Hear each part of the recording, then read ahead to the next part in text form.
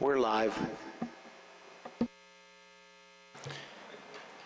This is the Champaign-Urbana Mass Transit District Board meeting. It is Wednesday, July 31st, 2024, and we are at 3 p.m. Will the clerk please call the roll? Barnes. Here. DeBevick. Here. Delgado. Fasella. Here. Friedman. Here. Nudo. Here. Ula. Quorum is present. Thank you. Is there a motion to approve the agenda as distributed? So moved. Moved by Friedman, second? Second. Second by Barnes. Welcome back, Dick. Thank you. Next on the agenda is audience participation. Is there anyone in the audience? Alan, we need to take a vote. That was just the motion. Please call the roll. Barnes. Yes. DeBevick. Here. Delgado. Fasella. Present. Friedman. Nudo. Yes. Ula. Approved. All right, so we don't really need a motion here if it's been approved here. Audience participation. Next on the agenda is the audience participation. Is there anyone in the audience that would like to address the board on any topic? Seeing none, we'll move on. Is there a motion to approve the Champaign-Urbana Mass District Board meeting minutes from June 26, 2024, open session? I would move that we approve the minutes as distributed. Motion by Fasella, second. Second to Friedman. All in favor? Aye. Any opposed? Motion carries. Now we have communications. Anything from board members for the good of the cause?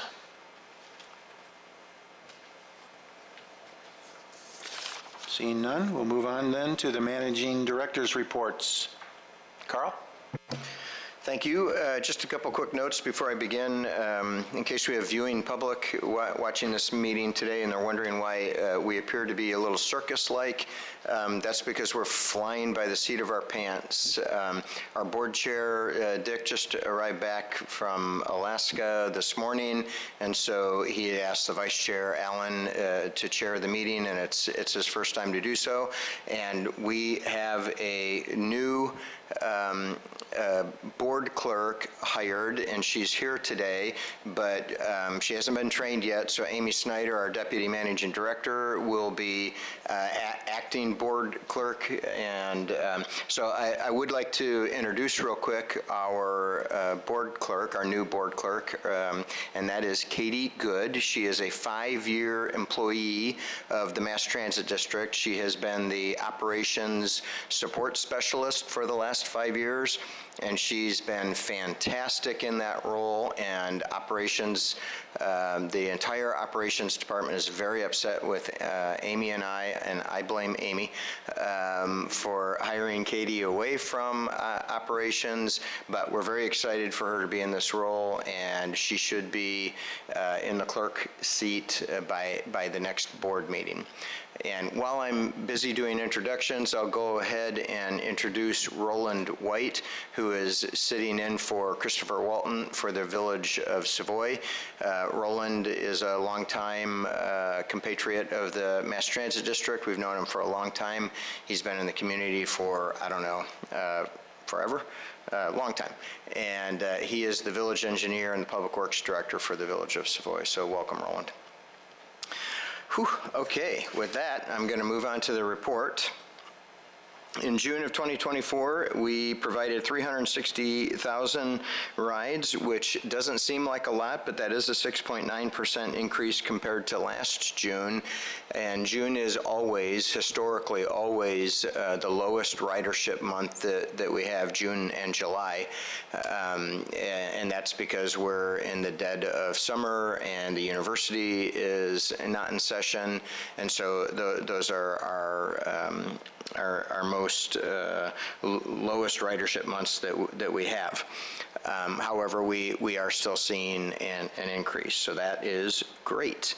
Our year-to-year ridership, because June is the last month of the fiscal year, the annual ridership, the total annual ridership for FY 2024 was 12.9% higher than fiscal year 2023. And so you can see that this is the year-to-date, but I want to show on the next slide, we've got a graph. This is a little different than what I normally show you, which is showing you the month that we're talking about for the last several years, just so that we can see the trend from the fall off with the pandemic and then the recovery. But this graph this year is the annual ridership for that period instead of the given month ridership. So you see the same trend. It kind of looks the same as all the other charts that we've shown you. We're still 18% below our pre-pandemic ridership, but that is a national trend within the public transit industry, and we still, even though life is back to normal, we see work from home instead of working in the office 5 days a week. People are only working in the office 2 days a week, 3 days a week, that kind of thing. So those kind of lingering changes, I don't know that they'll ever go back to normal. We may always be dealing with a work from home situation. So, I don't know that we'll ever get back to a full pre-pandemic, but that will remain our goal to get back to that, and we'll continue to make that an effort. So that's a snapshot of ridership. Moving on to revenue, I want to point out that in your board packet, or if you've downloaded this off of the website and you're looking at it, the initial chart that we put in is not correct. And technically, what you're seeing on the screen here, that's not a completely accurate chart either, although it's quite goofy looking. The reason is that the chart isn't designed to show negative numbers. And June is the month that we apply the credit that we've been giving to the University of Illinois due to not being at 100% of our service level. So the university has been a great partner for a long, long time, but in that effort to be a great partner, they're still paying their full bill. They're not making any adjustments because we've been trying to build back our service level, and so they pay the full amount, but if there's been a shortfall, and there has been for the last several years in our service level, then we figure out what that is at the end of the year, so we have an accurate number, and then we credit that to the university at the end of the year. So in June, we get this goofy total accounting figure that is in the negatives. We absolutely had revenue in June, but from an accounting perspective, because we're applying this university credit, that goes into the negatives, and this chart just isn't designed to accommodate that, and we decided not to build a whole new chart because this should be the last time this ever happens. At least we believe this will be the last time this ever happens. So bear with us. The numbers are correct.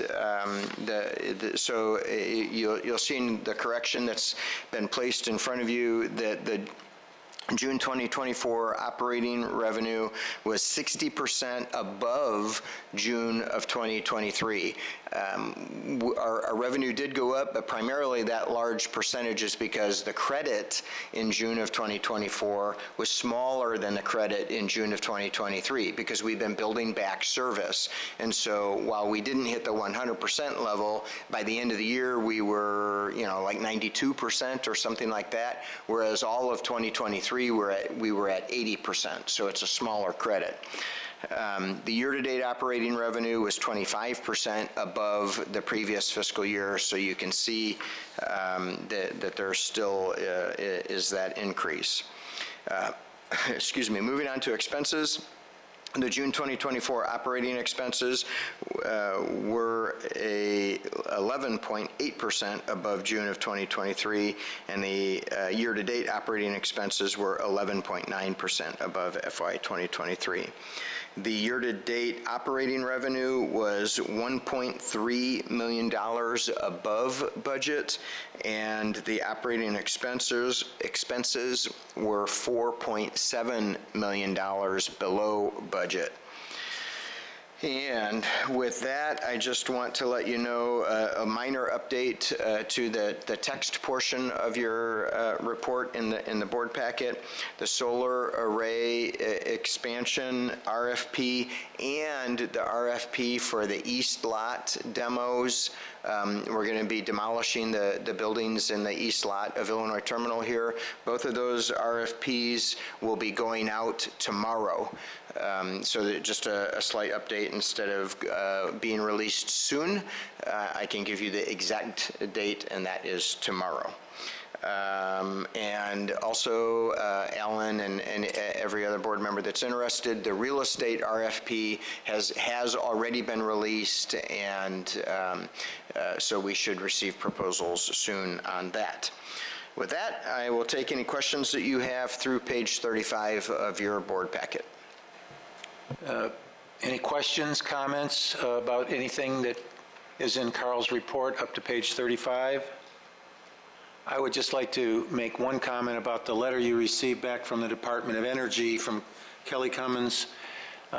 It's a very favorable letter, and of course Carl is president of the group that addressed this issue with the federal government, so congratulations. It looks like there's some progress being made there.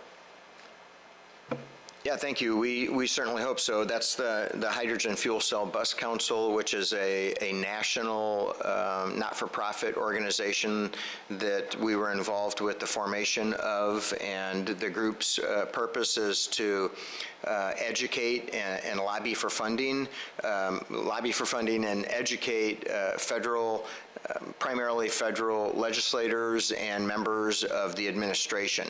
So our membership is made up of transit agencies like the Champaign-Urbana Mass Transit District, but it's also made up of many manufacturers of equipment within the hydrogen technology space.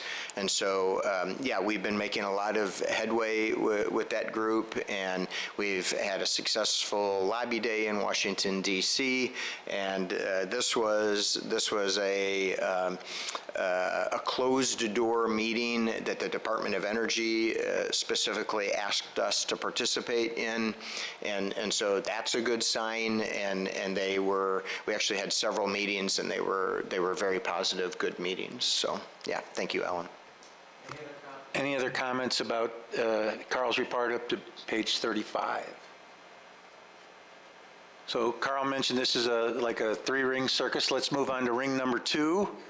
Let's take on the action items. We'll consider the semi-annual review of closed meeting minutes on pages 36 and 37. Carl? I don't have anything to add to that. I believe well, I know you have all seen, or previous versions of the board have seen the closed session, and so you can see the recommended motion in front of you, and so we'll just need a motion. This is the semi-annual. We do this twice a year. By law, we evaluate whether or not closed session minutes can and will be released, and in this case, staff is recommending that we release the closed session minutes to January 31st of 2024, and that we maintain confidentiality of the closed session of December 5th, 2012, and we will destroy the verbatim recording of June 22nd through June 2022 through December 2022. Too many twos in that sentence. So we just need a motion from a board member. May I have a motion to approve the released closed session I minutes? offer the motion that's printed on page 37. I'll second it. Further discussion? All those signify by saying aye. Aye. Opposed? Motion carries. Let's move on to ring number 3. We'll discuss annexations. All right. You have in front of you, they're included in the board packet, but we've given you some larger printouts of some maps, and we have 6 areas for you to consider that comply with, that have parcels in them that comply with the annexation agreements we have with the City of Champaign, the City of Urbana, and the Village of Savoy, and that meet the eligibility standards set in the Local Mass Transit District Act, which is the state law that creates mass transit districts and gives them annexation powers. And so we can go through these one at a time. I've asked Jay Rank, our operations director, to join me at the table in case you have any planning questions. Jay and I think between the two of us, we should be able to answer your questions. The first one that you have in front of you is for the Northwest Boulder Ridge area. And so that is the far northwest part of the city of Champaign. And there are some housing developments in that area, in the unannexed area, that are right adjacent to our route structure. And so we think it is time to comply with the city of Champaign, with the annexation agreement we have with the city of Champaign, and they essentially are already receiving service there. The next one is... Alan? Yes. Have a question? Yeah, I'd just like to make a couple of general comments first. It's my long-standing opinion that we should annex all the territory that is eligible to be annexed. On the other hand, we have to figure out how we're going to service those areas. In some cases from these maps, it's fairly obvious. In some cases, it's not. And so I'd like to hear, as you go through these, I'd like to hear what your plans are for servicing new areas we're annexing. Okay, well, in that case then, let's take a step back to, before we move on to the next one, we'll stay on Northwest Boulder Ridge, and I will let Jay, if he wants to say anything other than what I said about access to the pink route in that area. I would just add that the pink route is already up there, very close. I wouldn't propose changing the route to accommodate those new parcels. They're well within walking distance. And I would add that any area that we annex would immediately be receiving or have access to our ADA service, the on-demand response service. So that's a layer, kind of a base layer that they would get immediately. In some of the cases, they're adjacent to a route or so close that they're within a reasonable walking distance of a route, or there is some potential making some slight changes to some service areas that we'll get to in some further maps. So you're suggesting that the current pink route is sufficient to service the new area? Yes, that's correct.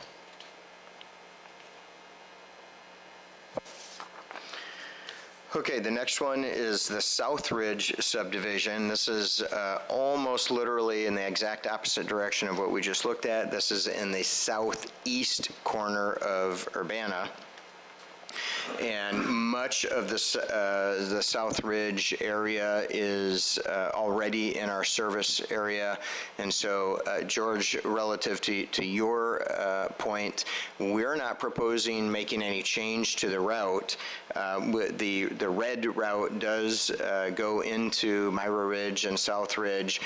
We would not go down into this new area, but mostly this becomes an equity issue. If 3/4 of a subdivision is is in the district and is participating and supporting the district, it seems reasonable that the entirety of that same subdivision supports their public services, just like the remainder of the area.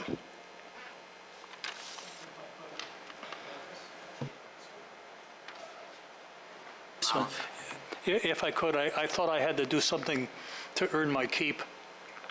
So I asked Google the question, how far is someone expected to walk to a bus stop? And believe it or not, there's a DOT document on this with statistics and such. And, the suggestion is a quarter to a half a mile, 5 to 10 minute walk. And, I looked at all of these things with some care, and sure enough, in general, the quarter mile proposal is in fact validated. But, if we look here, it's getting close. That's all I have to say. I'm not going to tell you where to stop the bus, but, Yeah. And think about it, I suppose. in this case, we could have the option to extend the route further south and use one of those streets. We can evaluate that after we decide what we're going to do. Phil?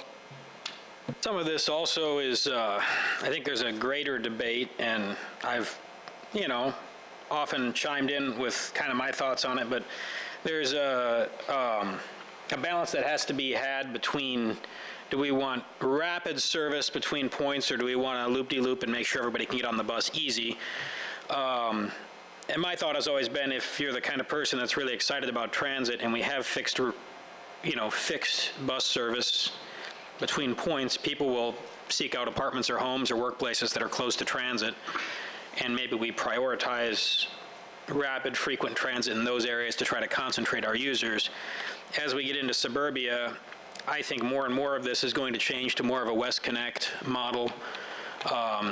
People are always whining about our buses running through their neighborhoods, tearing up the roads. And I mean, there is a point where if the bus only comes twice a day, it is less practical, whereas if we can do something like we do on campus, or even, have one run that runs all the way from north to south, and it's frequent and you can count on it, people that have a disability or other situation where they can't drive or don't have a license, it becomes really convenient to find an apartment close to that line, and boy, you can use the bus for everything. And it takes 25 minutes to get to Walmart instead of an hour and a half with 2 transfers. So, yeah, I don't know that I'm married to the quarter mile thing. I think as long as it's practical and we've got a plan, I think we need to operate on it. And I also think, a huge part of this is increasing ADA accessibility, and there's also and there's a question, should we have a mass transit district at all? And that's something that people are going to argue. I'm going to hear that every time we do annexations. But I think at the end of the day, there are things we're doing, like the terminal expansion, that will revitalize downtown in some pretty exciting ways if it goes off right, that benefit the entire Champaign-Urbana Savoy community, whether you're in the district and ride the bus or not. And pork barrel politics and government being what it is, obviously I'm a libertarian, I don't like any of this, but it's the world we live in. So, I would agree with Mr. Friedman's idea that we should probably not pick and choose, and if a parcel is eligible for annexation, from an equity perspective, I think we ought to be taking it. You've heard how I feel about the airport and other things. I think as long as we can integrate our transportation modes and help people that can't get around with ADA, I think we ought to expand our footprint as much as possible. And anyway, that's a ramble, but that's kind of where I'm at. Yeah, just for the record, Jay and I get along generally very well, but every fist fight that we've ever had, it's about that issue, coverage versus time of service, and so that is, and I'm just kidding. We don't get along at all. No, I'm just kidding about the fist fights. That is the one of the existential questions for all public transit providers, trying to create that balance between complete coverage of the community and then just having service that accomplishes getting people to where they need to go in a reasonable amount of time. And that is that second piece is a function of how straight generally a route is. And so, yeah, that is a conflict that we continually try to wrestle with, and I think that's good that we wrestle with it, and we'll have an opportunity to wrestle with that relative to this specific area again down the road, but as you noted, only if it's a part of the district.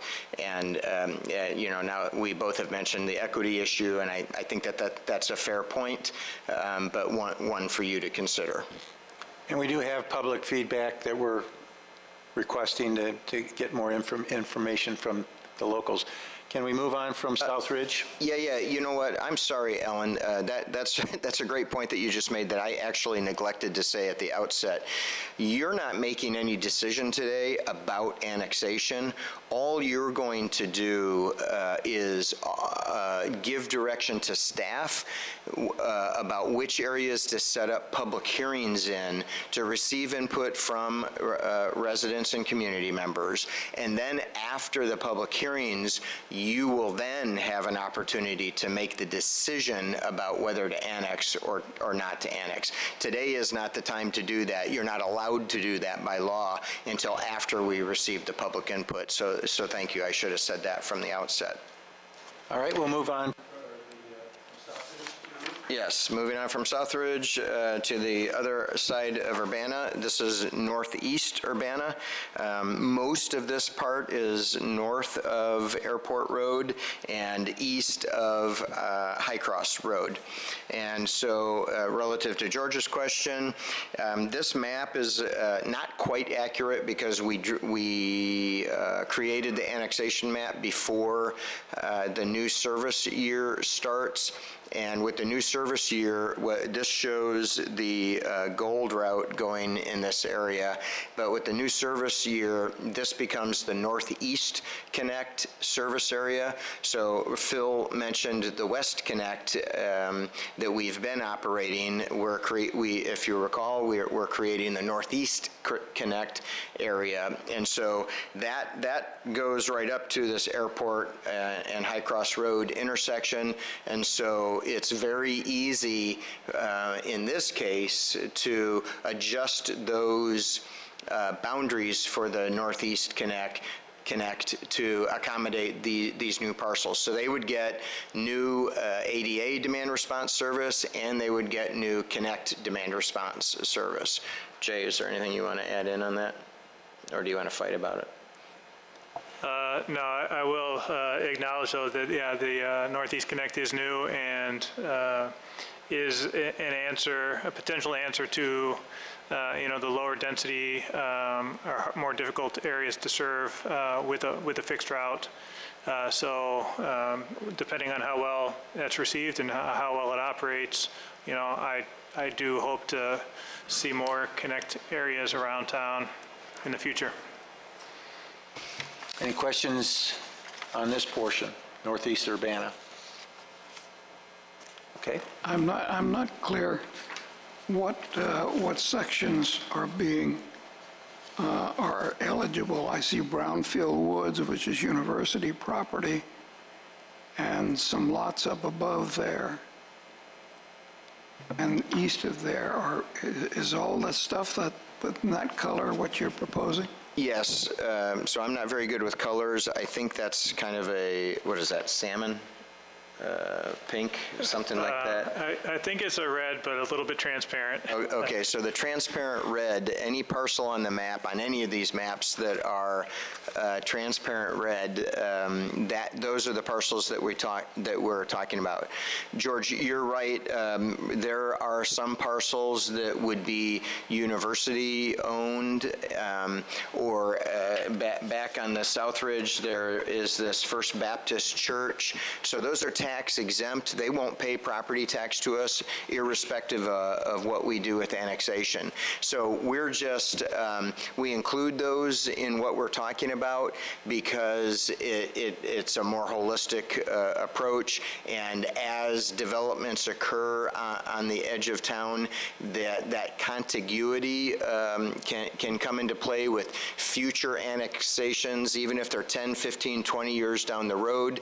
And so even if, in this case, what you mentioned, Brownfield Woods, if they don't pay property tax, that's fine. They're still in the district boundaries, and that can come into play with future annexations.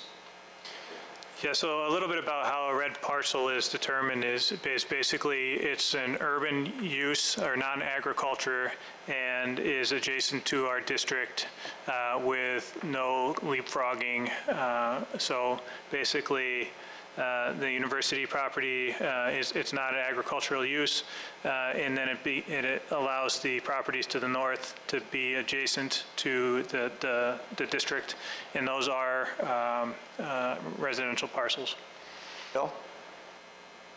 I'm a little bit curious. You got some of my parcels in the neighborhood here, but is it basically you're filtering by any parcel that has any portion of farm use you're considering a farm parcel? It's by tax code. If it's 1100 or 1150, that's the code for the tax assessor. If it's that's agriculture, and we exclude those. So basically, yeah, and that's the way it would work. If you had a 1 acre of farmland and a 20-acre homestead, it would still technically be under that tax code. It's just interesting, because, I mean, in this area, a lot of them are mixed parcels. Yes. And I mean, I would say if Brownfield Woods was private, it would be other farmland because it is wooded or pasture. It wouldn't be taxed as, commercial or residential, so that gets interesting once you dive into the assessment stuff. Yeah, university properties always get interesting, or a church property for that matter, because they're not taxed, and so I think the tax code is altogether different, but it's not the 1100 or 1150 farm parcel tax. Right. And so that makes it eligible, even if it's being used for farm purposes. It's not being taxed that way because they don't pay taxes on it, and they're not going to pay taxes to MTD. No, I get that, yeah. It's just, this gets to be a really interesting game of, I don't know, it's like checkers or something. It's just... Well, and I don't think the woods itself would be considered a farm agriculture. Yeah, I'd have to look to see what like Busey Woods is taxed as. I don't know off the top of my head. Further questions? Just for everybody's reference, there's a legend in the lower left-hand corner that I think will help you with the maps. Further questions? Well, if I could. Please. So we should note that there's a change of scale on this map. If you notice then that the distance between the current bus stop and the tippy top of the proposed annexed area now becomes very close to a half a mile. So clearly, should the residents there say they want to have bus service, you'll no doubt have to modify that. Yeah, so like Carl said, we're developing that from a fixed route to a on-demand service that could be extended up there. So. Why don't you explain what that is? Yes, okay, yeah. So a fixed route, of course, is a bus that, is on it has a schedule. It's got times where the stops are expected to to be at, and, based on, Monday through Friday or evening or weekend service that we define. And you could look at the schedule and determine, when the bus is going to be there. The on-demand service is different. It is truly on-demand. We have an app called MTD Connect that you can sign up for and request rides. So the van is only going to go where it is warranted, where it's demanded or requested. So it's easier to serve from that perspective in that, the van is more nimble and it can go where it is needed. So in that area, Paul, people wouldn't be walking a half mile. They'd basically be walking to the end of their driveway, and the van would pick them up there. Thank you. Further questions? Let's move on. Okay, moving on to northwest of I-57. This is a small area that is just north of Olympia Drive or northwest of I-57. And speaking of scale, you mentioned that, Paul. I should mention on page, that's hard for me to read, page 38 of your board packet, there's one of the maps. The map on that page is of the entire boundary, so you can see these areas, how they are related in scale relative to our entire, our entire urbanized area, and the Mass Transit District boundary, which is in blue on that page. And then the pink or, transparent red portions, you can see where they are. We've just blown those up on these maps to help you see where those areas are in as much detail as you might want. So northwest of I-57, north of Olympia Drive, and northwest of I-57. That is near the Lavender route, the existing Lavender route that we have. We're kind of jumping around with the community, but moving on from there, unless you have any questions on that. George, did you? Near the Lavender route, but it's across I-57 from the Lavender route, so kind of hard to get there on foot. I don't see how you're going to provide service to that area. It wouldn't, yeah, there would be no expectation that there would be on-foot service. They would have access to ADA on-demand service, and they could be considered for some future on-demand connect service like Jay was describing. Further questions? Okay, next parcel. Okay, we've got two more. Both of these are back in Urbana. The one labeled north of Airport Road is just that. It's north of Airport Road, and it in this map is close to the Ruby, but it's the Ruby is going away in that area, and this is the area that also has service by that on-demand service that we were just describing, the Northeast Connect. And so again, just flipping north of Airport Road, we'd be able to expand the boundary of the Northeast Connect to include that area. Questions? Yes. Bill? I notice on this map there are a number of parcels that were assessed as farmland in 2023, which are no longer farmland in 2024. Is there a reason that we're going with the older assessments for the areas that have been recently developed? Sorry, I think we're going with the most current assessment that we have available to us, and I don't know, Jay, if you know, I don't think we know why one parcel is assessed one way and not the other. So these would be parcels that are recently developed. Anything that was done last year isn't on these maps, but the new assessments have been released. There is a lag in what appears in GIS, though, the GIS system, and that's what we're using. So if there's new area, that probably will show up next year, and we can take a look at that next year then. Bill, do you have knowledge beyond what these maps are showing? I'm just pulling parcels on DevNet as we're going over them, just because I'm curious how the process works. True realtor, commercial. So, but yeah, the 2024 assessments were released a month ago, and that would, include the new parcels that are no longer farmland on these. I'm just assuming that hasn't been updated in GIS yet, and so That makes that's sense, our yeah. resource, and they would show up then next year, and we could evaluate I them. mean, then. we could check again. We typically try to do this analysis in like January for, at the beginning of the year. And it's possible that has changed since then. So we could, Usually it gets, the process, usually they're released in, April, May, and then they get mailed out yeah. shortly thereafter. It's not a huge deal, but I just, So when you say these are farmlands converted to development, is it in our best interest for MTD to find out what type of development to see if bus service is needed, either on demand or a route? maybe we just do it next year. I mean, I'm just curious how it works. So you're okay with I was mostly digging in. I dug into every parcel around Carl on Curtis because I'm really hoping to get that one, but we're not there yet, unfortunately. Thank you. We took a second look at that one too, yeah. Next parcel? Yeah, I actually, Phil, I have a map that we're not discussing as a part of annexation because it's not annexable, but I have a map to show you because you proposed that a couple meetings ago, so I can show you in detail.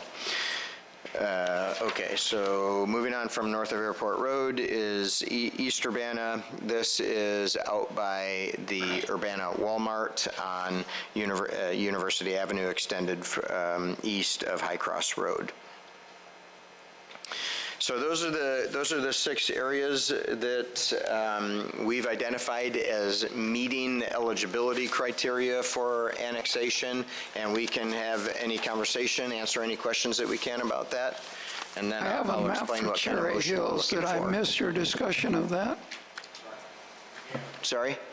I have a map for Cherry Hills in front of me. Did I miss your discussion of that?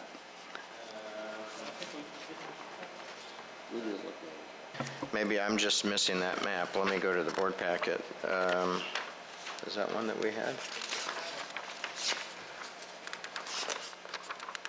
Cherry Hills, yes, I apologize. I just didn't have that in my, thank you, staff to the rescue. Yes, so, yeah, you can see this area is predominantly churches right now. But on the south side of Curtis, there's a strip of property that is across from Copper Creek Church, and that is in the very early stages of being developed, and it is now eligible for annexation. And then the advantage that has to the transit district, Phil, I hope you're paying attention because I know you care about this, that starts us in the process to be able to annex the Carl at Curtis and Mattis, their clinic, which the entire community, I believe, wants there to be MTD service there, including MTD, but it's not annexable. And so that is a path to being able to annex that area and providing service to the Carl clinic. So while this doesn't quite accomplish it in this step, it puts us on the path to being able to accomplish that when the property east of this parcel all the way to Mattis becomes annexable. Then at that point, once we're at Mattis, we can legally cross the street and annex Carl at that Carl clinic. Bill? See, I'm looking it up on DevNet, and these 2 parcels south of the street, even in 2025, are still Code 21 farmland, so I don't know how we're getting those 2. Get that zoomed out, man. Unless, yeah, this is Thompson, Monticello, Illinois. The big one and the pointy one are both Code 21. Last time. So this is the old map, Well, the draft map. yeah, Yeah, that, so it looks like we inadvertently included a draft map in this that we had noted that those parcels aren't annexable. So that basically just leaves the churches, which doesn't affect the churches and it doesn't affect the district, and then that small piece that would literally be a part of Cherry Hills at the top of that map. So not much impact one way or the other. Further questions on that parcel or in general?